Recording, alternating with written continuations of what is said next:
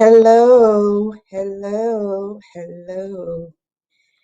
Oh my goodness, it seems like it's been forever since I've been alive here. Um, Last week was a crazy week and I wasn't available. But here I am and I am refreshed somewhat. Had a long night. But anyway, um, 2 weeks ago, I did the first half of things to consider while the divorce is pending.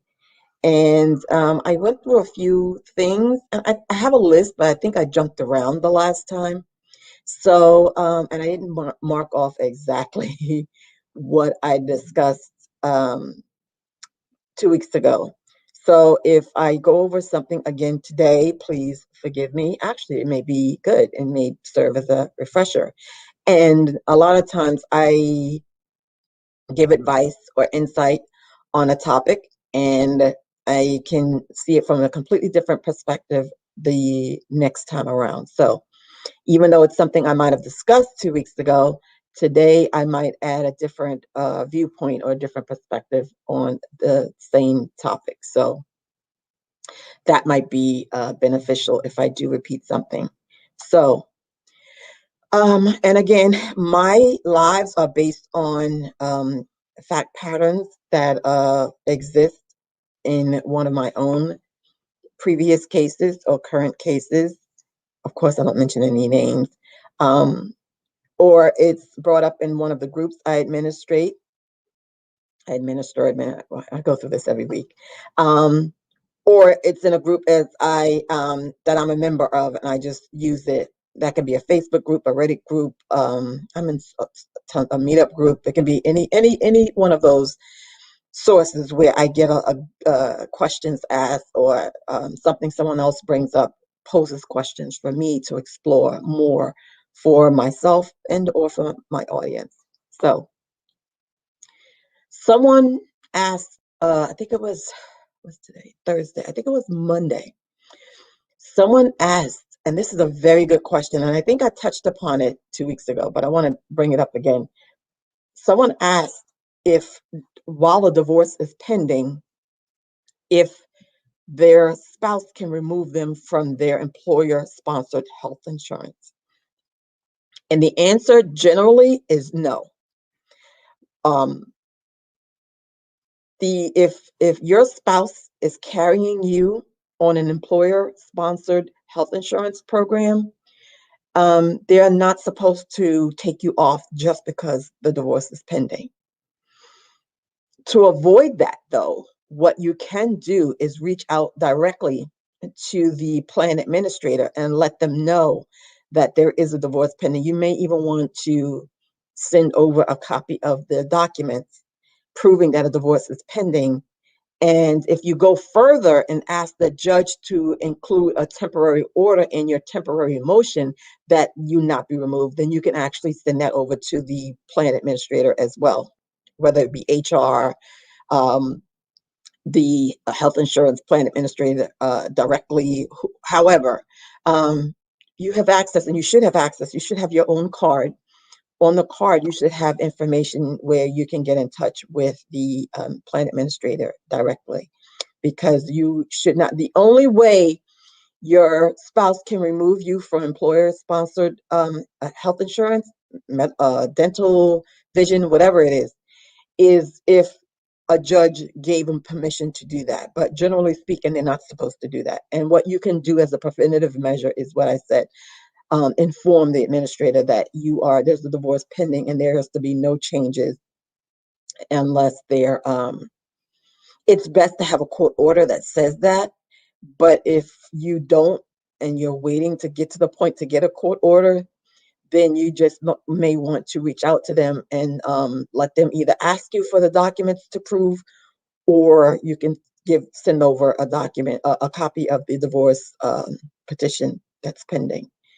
And that's important because once you're off, it's harder to get you back on than it is, if the judge tells them they can take you off, then the vice versa. So And this person who had reached out to me, he had already taken her off, which was, it was catastrophic because, I think she needed it for several.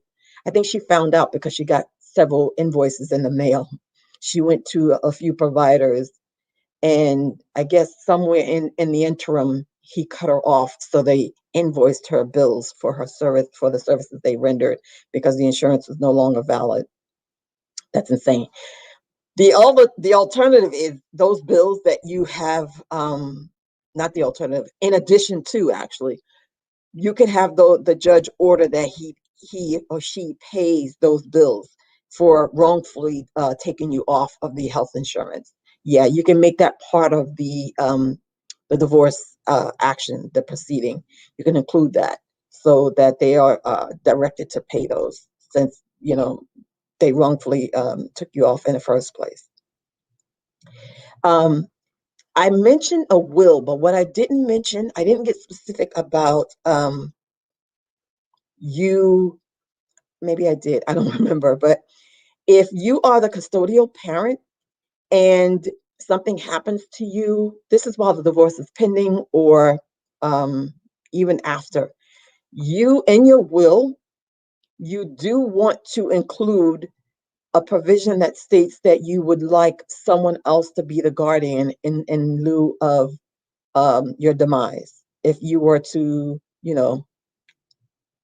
die, that you would like to have your mom, your dad, your sister appointed as the guardian of your kids, or your child. The thing is, the biological parent who has not been, uh, whose rights haven't been terminated, or who has not been, I'm trying to think of any other instance where they don't get preference. I can't think of any. So by law, the custody of the kids automatically eschewed to him or her. But when you include that provision in your will, it sort of protects uh, the person who may actually fight custody in the event that the other parent decides to take over custody. I hope that made sense. So, for instance, you die. Hopefully, that doesn't happen. And your kid's dad, decide to take the kids, take custody of the kids. But you had in your will that you wanted your mom to be the guardian. So now your mom, who wants to acknowledge your will, the provision in your will, decides to take dad to court. That will is proof that that those were your wishes. However, if you know that that's what you're going to do, please make sure that the person that you choose has some sort of relationship, has some sort of bond, have been a consistent, integral, supportive person, role member in your kids' lives. Because you can't say you want mom to take the kids, but your mom hasn't seen the kids in the last 5 or 10 years. It's it's not going to work.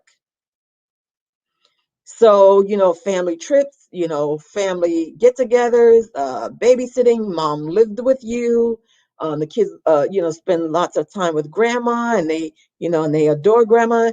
Grandma, they count on seeing grandma regularly. They have a bond, and grandma has a bond with them. You want to make sure that exists, okay?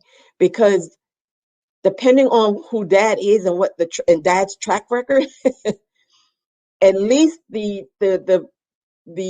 potential guardian has some sort of leg to stand on in that instance, and or can get maybe co-guardianship or visitation. Not co-guardianship, I'm talking co-guardianship, I mean, yeah, well, it depends. That's a whole nother topic. Co-guardianship, that's a whole nother topic for another day, because that's a little bit of a nuanced situation, which hopefully I'll remember to go into that further.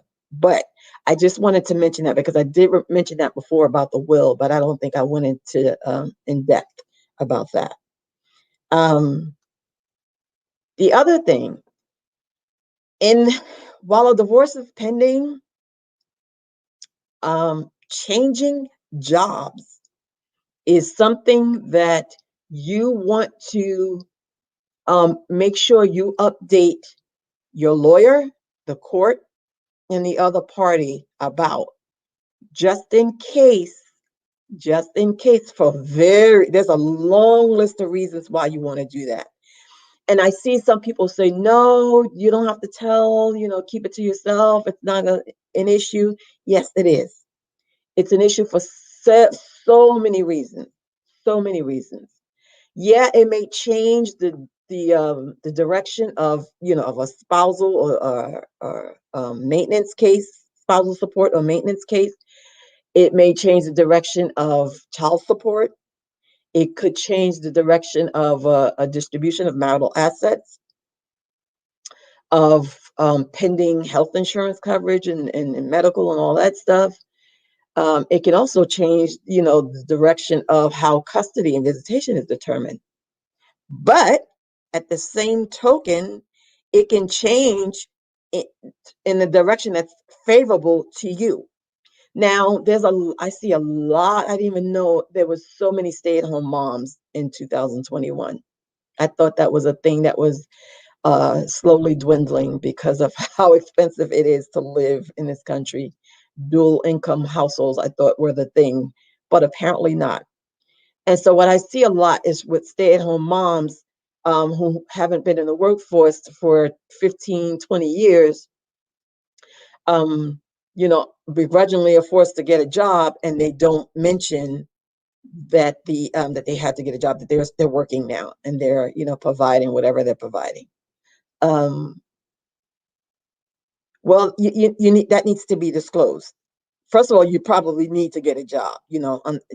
As begrudgingly as you may feel about it, at some point it's going to be inevitable. For the same reasons I thought stay-at-home moms didn't exist, it's the same reason why you're probably going to need to get a job. You just can't swing it. I don't care if you're getting alimony and got some sort of distribution, unless you're like coming from a multi-million dollar uh, provider who has millions in assets, and you're destined to get those, and it's not a problem, then that's different. But how many of us are fall into that category? So when you do, you have to inform soon to be ex, lawyers, court, guardian ad litem, and anybody else who's involved in the case. Same token, you should let your employer, your new employer, know about what's going on. Because if there's order of protections, if there's what do you call restrictive orders as far as who has access to your, not just your because in discovery and interrogatories and depositions, they may ask for this information. So you need to let your employer know, because you don't want it, even though it might be illegal, you don't want them to hold that against you, that you're. And I saw that a few weeks ago. Someone had a job, and she was basically, I think her performance had dropped because at work she was going through a divorce, and at work she was talking to some of her colleagues or coworkers, and I guess she sounded bitter. And basically they brought that up to her, that she sounded really bitter, and it was like, the I guess the staff was complaining about her being a Debbie Downer. So you know what? Some things we don't want to talk about explicitly, but some things, while the divorce is pending, we just want to put people on notice, because you are gonna change. Your emotions are gonna change. Your appearance is gonna change. Your mental is gonna change. You know, everything changes, and so you do it so that you don't create too much of a disconnect, or more dissension, but you also do it so that people can understand and relate to what it is you're going through. So your coworkers may be more inclined to pick up the slack if you're slacking off, or your supervisor may be more inclined to allow you to leave a little early or come in a little late because of what you're going through. You know, you know what? Again, everything I'm telling you to always use discernment, because for me, everything is about strategy. And so sometimes strategy supersedes everything that I say. And some of you are, I don't know if strategy is something you can learn. I was doing research about that. Is it something that people can learn? I don't know. There are people who say yes, some say no. But divorce is not, although it seems like it's forever, it's not a thing that lasts forever. It's not a circumstance you're in forever. At some point you're post divorce, and then at some point you're just not even you're on to your second marriage, and you don't even consider yourself as a divorcee anymore or whatever. So when it comes to learning strategy for divorce, I'm thinking that's something you can try to learn to acquire that skill. You can learn to acquire that skill, if for nothing else, for that particular instance or circumstance going on in your life. But again, that's what I'm here for too. I'm a divorce strategist, so that's what I focus on. I focus on strategy. So I help people who are not adept at strategy come up with strategy. I mean, I literally look at your case. I look at the facts of your case, and I listen to you, and I listen to what you tell me about your soon-to-be ex and the lawyers and the judges, and I get an idea of what strategic position you need to play or take, or whatever role you need to take to be in a more advantageous position in your case. So sometimes when I suggest something, it's always a matter of whether or not it's strategically advantageous for you. So, passports. During the case, and this came up with one of my former clients as well a few months ago, as a matter of fact. During the divorce, passports should be deposited in a safe deposit box, somewhere neutral. So, well, you can have them, but if your soon to be ex is going to make an issue of it, you can have them placed somewhere neutral where either lawyer has control over where they are, or someone that the court is aware of has control over access to the passports. And when I say passports, I mean your kids' passports. Um, on that note, you suspect that your ex or your soon-to-be ex can abscond out of the country with your kids or your child, there are things that you can do to prevent that from happening as well. And the number one thing you should do, well, the number two, because the first thing you should do is not let them have access to the passports. But you can also notify the State Department and let them know that um, they'll put an alert. You'll be put on alert for if anytime they attempt to leave the country with your kids using their passports. They won't do anything. They won't stop them, but they'll you'll be put on alert. So I don't know if there's instances where they do actually stop them. From what I understand, though, it's just you're acknowledged. I think there are other things that you can do, like if you know which country they may be going to, like if your ex is going to be ex is from India, and your kids have or what do they have, dual citizenships. I think there's something you can do in the State Department in India. You could let them know, or here something. I have to explore that a little further. But I think there's another step you can take if you know the countries you think that they may try to abscond with the kids. Um, One other thing is, I hear people every day in, one or all of the groups that I'm the administrator of, or that I'm just a member in. Um, people like to say document, document, document. That's their favorite thing. Document, document, document. And if anybody who knows me, if you've heard me speak before, you know for me, everything is documented. And yes, but to me, that's just that's half of the battle. The other battle is knowing exactly what to do with what you've gathered, all the information you've noted, all the evidence you've gathered.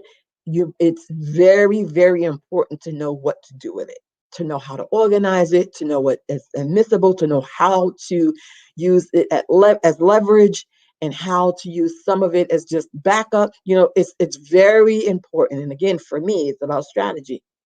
I'm big on leverage. I'm big on having ammo. I'm big on negotiation, but I'm a big the art of war girl. I don't know if you guys know about the art of war, but that's how I operate by the rules and the theme of the art of war. So for me, it's about aligning with getting some allies who help me bolster my position, or not really attacking my opponent, but outwitting my opponent. I mean, there's a whole lot of things that I do, but one of those is with the evidence and the documents that you manage to gather and obtain, that we actually be strategic in how we play it out, how we reveal it, how we use it, how we implement it, and et cetera, et cetera. One thing I bring it up because one thing I realized that a lot of people fail to do is take pictures of everything in the house. Take a video of everything in the house, because guess what? Sometimes that is good enough. That's in lieu of all the discovery that the other side asks for. Sometimes if you can show pictures, because in the discovery responses, you can actually include copies of pictures. You don't have to, break your neck trying to remember everything, and, just take a video. I mean, go through every part of the house and take a video. And if you can, go through, once you get the video or the pictures, you go in and you try to remember how you acquired the asset, when, how long you've had it, what was the source of it, the acquisition of it, etc.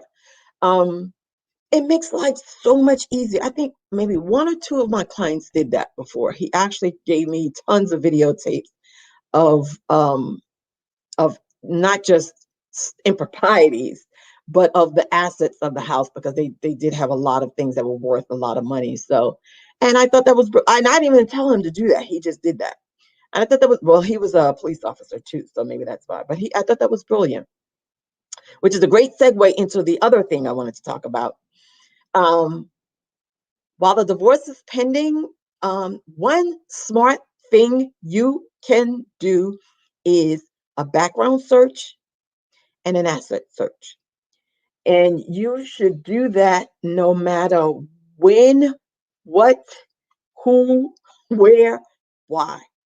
You can start out with the little cursory ones they provide online. I think they're like, some are like $2 up to $14 or $19, something like that. You can try those. If you discover some things in the results of those, you could actually hire a private investigator, and you can have them do a more in-depth search, which is something that I actually provide as well. I actually contract with private investigators to do asset searches and background searches. Some of it I actually do with the service that I subscribe to. It's a database that's a little bit more in depth than the ones that are like, available to lay people. But it's a good idea. I can't tell you how many people come back to me, post divorce, asking me what can be done, because they didn't know, there was another child, or they didn't know that there was money somewhere, or they didn't know that there was property somewhere, or they didn't know, yeah, and the list goes on and on and on. And I'm like, how did you not know this? Well, I didn't look, I didn't think, I didn't have access. You know what? You have his name, his date of birth, his social. Get it out of the way. Just do it. Just have it done. That way, again, you have your leverage if necessary. You're making informed decisions. If you want to negotiate settlement, you're not doing it blindly. I mean, the list goes on. There's so many benefits to you having that done, to you doing that.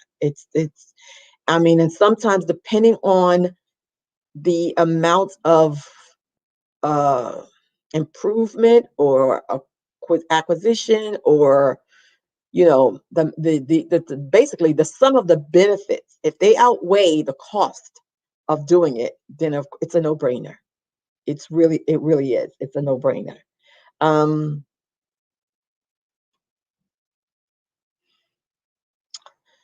some people, unfortunately, and I guess fortunately that it exists, but unfortunately, have to go on government assistance programs while their case is pending. Um, and I get it. I know that a lot of people who are super proud about needing to, get handouts from the government or from, whomever, wherever. I get it. But, and if you know me, I'm always going to see a rainbow in the most thunderous storm. I'm always going to do that. If you have to go get on government assistance because your ex, or soon to be ex, isn't paying spousal support, he cut off the funding for maintaining the house, he doesn't provide for his kids, the car, whatever it is, and you have to go and get, public assistance, Medicaid, food stamps, you need to let the court be aware of that. The court most definitely be made aware of that. However, the manner in which you do that has to be clever, because when you say that, when you bring that to the court's attention and you really show that you really have applied and you've been approved or declined or whatever it is, I'm not going to, I challenge you,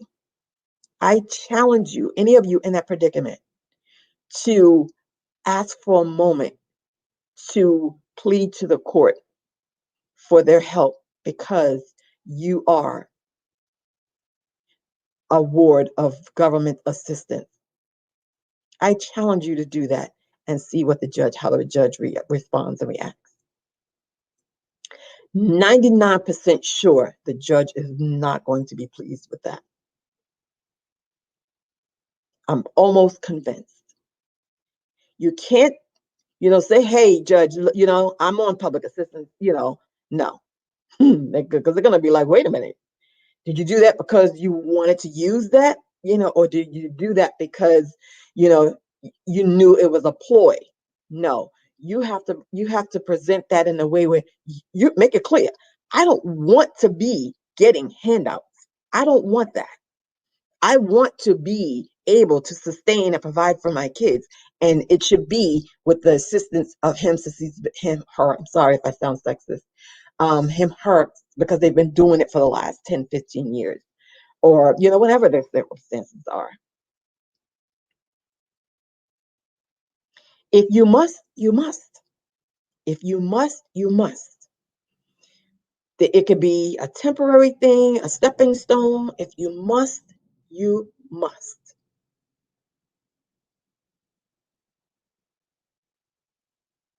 I don't have too much more to say to that. That's a challenge. There's a challenge in that. Um,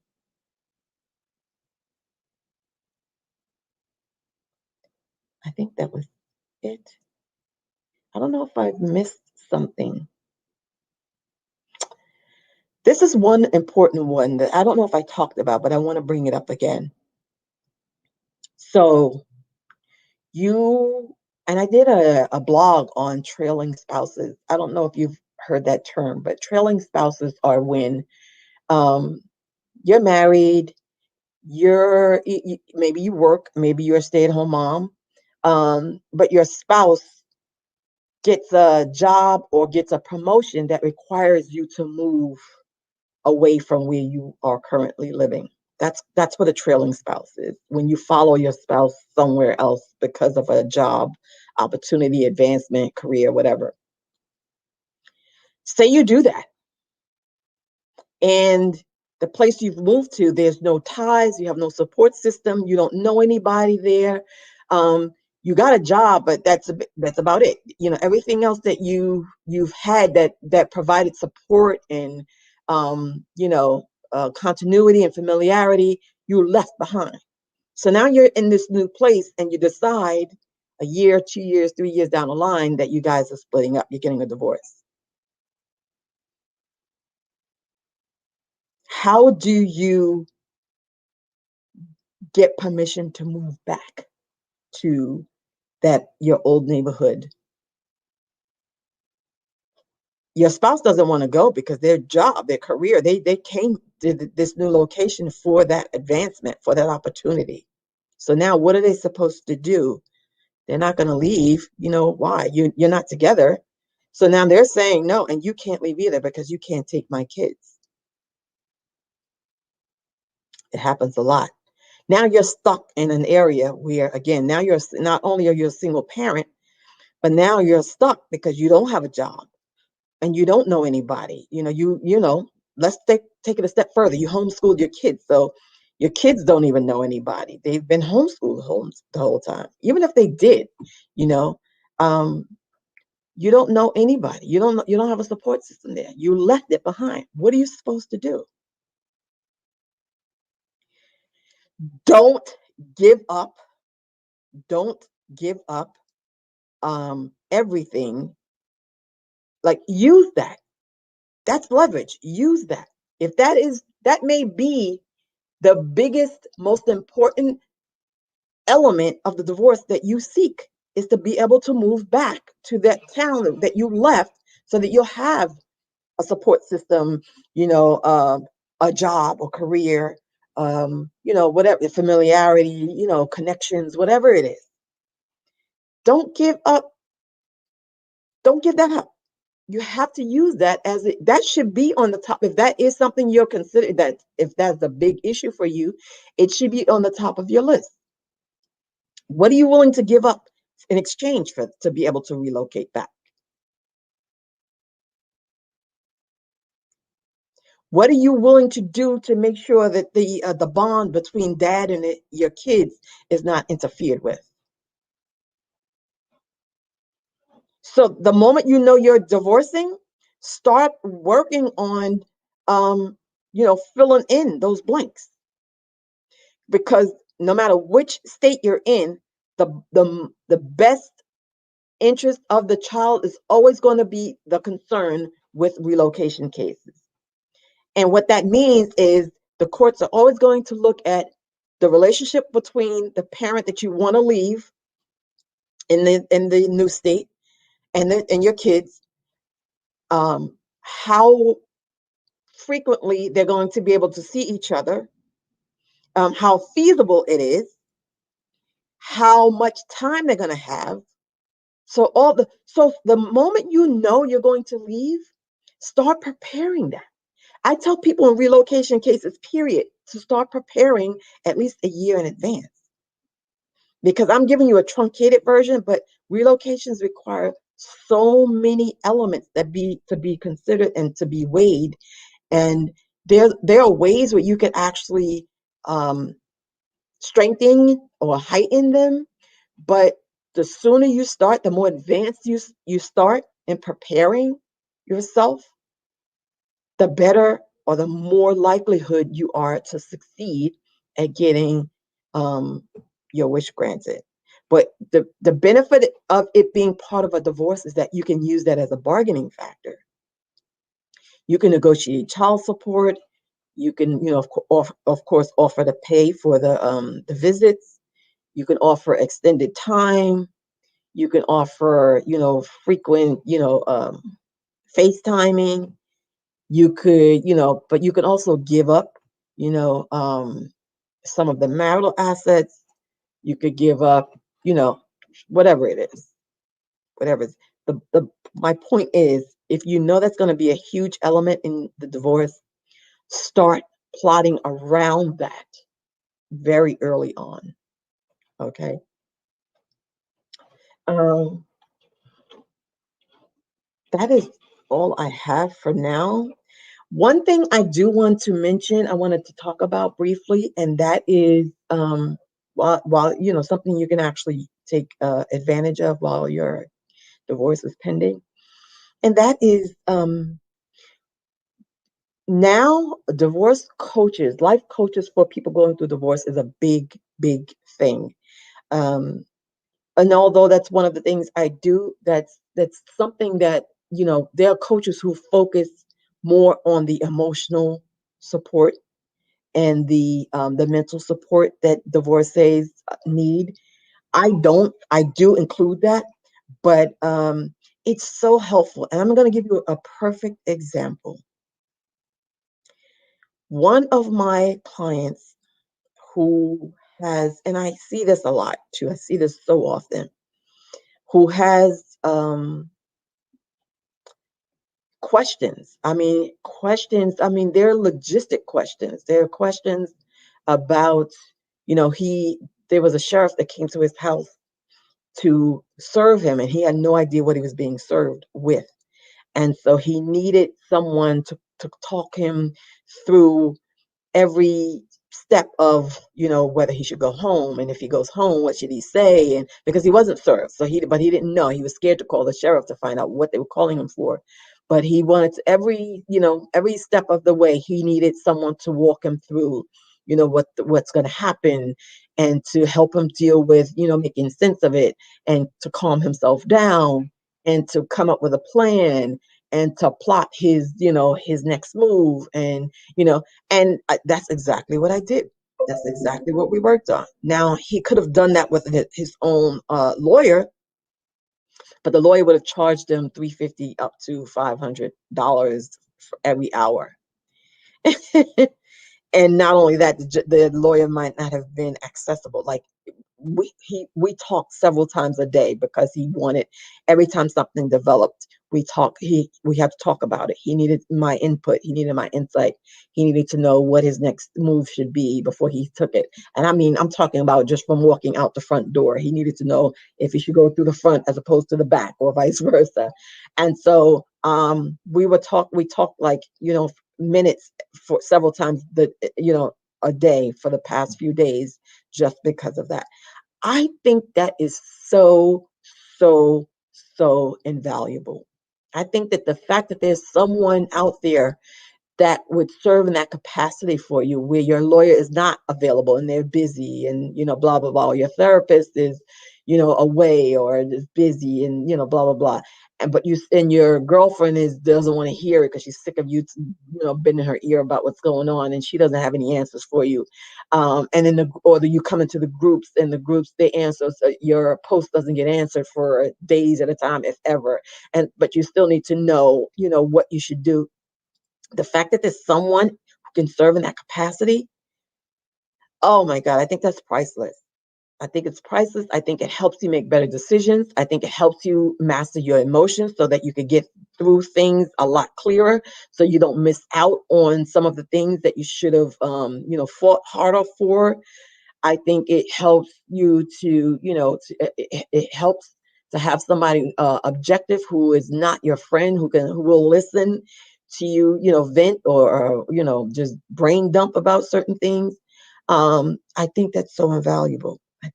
So that's one thing that you could consider while the divorce is pending. You could consider, employing the use of a divorce coach or a life coach, or whatever they call empowerment coaches, whatever they want to call themselves, who serve in that capacity. One little tip I'm going to tell you, is that some of them actually do offer the services either free, or at a very discounted rate when they're first starting out, because they have to get a certain number of hours to clock to get their certification, or some of them, just to get clients, they start out with a very, very low rate. So look for that, but that's very, very, very valuable, especially if those of you, someone told me last week that they're not the assertive type. Like, they don't feel comfortable asserting themselves, not even in a divorce. They don't feel comfortable speaking up for themselves. I think a coach is very good for that. I've done that with people. If you guys notice, I'm not the the reticent kind. I speak my mind, and so sometimes it helps for me to just show them or guide them through how to assert themselves in a way that's comfortable for them, of course. Um, but it's good to have someone behind who to stand behind you who can serve in that capacity as well. So consider that. In addition to you, they don't take the place of a therapist or a lawyer or support groups.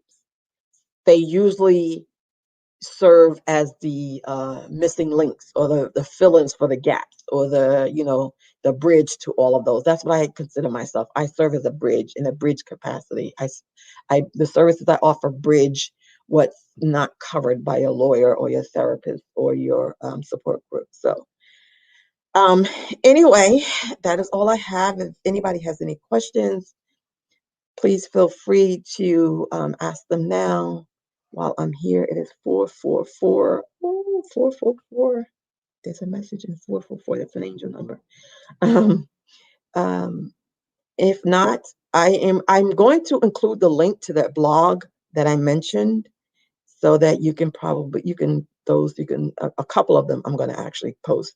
A couple of them that I mentioned that are relevant to this week's topic, I'm going to include in the comments, and hopefully you'll take a look at them. If you're not in my group, join my group. I have two groups now. One is the Divorce Glow Up, and the other one is the Divorce in Custody Pro Se group, which is more of a pro se group for pro se litigants who want more basic guidance in their case. Um, Please, please, please, though, if you plan on joining any of those groups, you have to answer the questions. I made those questions a requirement for a reason. So I see people overlooking that. Also, look out for I'm doing an uncontested divorce workshop this coming Monday, February 1st on Facebook Live at 6 p.m. Eastern for $99.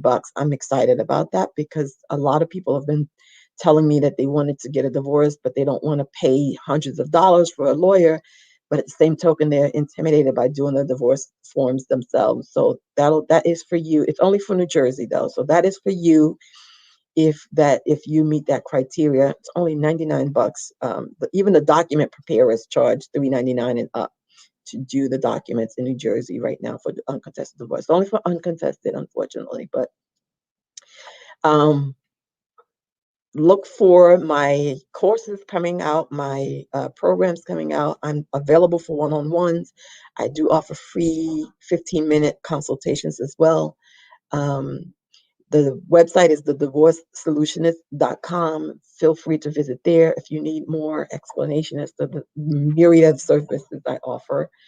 And I look forward to you joining me soon. Bye.